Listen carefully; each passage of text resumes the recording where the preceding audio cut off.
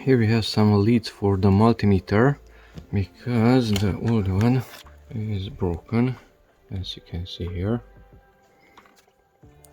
But this head is different. So the red is good, but I have to replace both of them.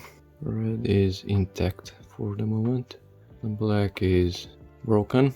That's the package of the new one. It says 600 volts. Test lead, 90 centimeter is the length and 10 amps maximum. And it has a cap, so that only the tip of that metal will be exposed.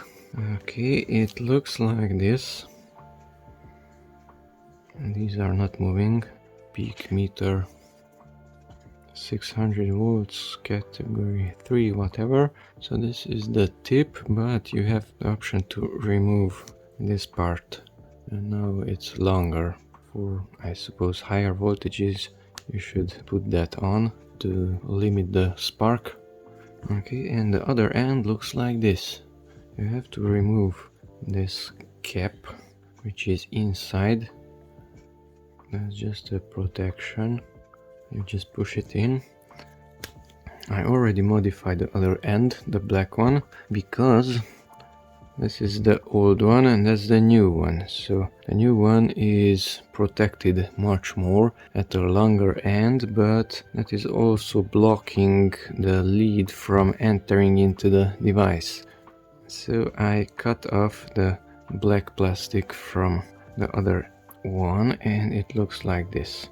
Of course, that reduces the protection when you are using it at higher voltages, but I'm using it at maximum 220 volts AC, so that should be okay. So if I use this longer one, it's not entering. And the metal part is inside, is deeper, so it's not making contact. And if I cut off that exterior, I made 3 cuts, and then it enters. So that's the new one and that's the old one. The newer one is longer, 90 centimeters. By the way, on this one it says 1000 volts. It's weird, higher voltage and less protection. But let's put it to diode there. And it's beeping. You can remove that one also. So let's modify the other one. That's the old red. Let's do the same with this one. So I just used a knife and cut it off somewhere there. It's already touching the metal. And that's it. It's pretty flexible. And it enters well. So that's the red and that's the black. And it's working.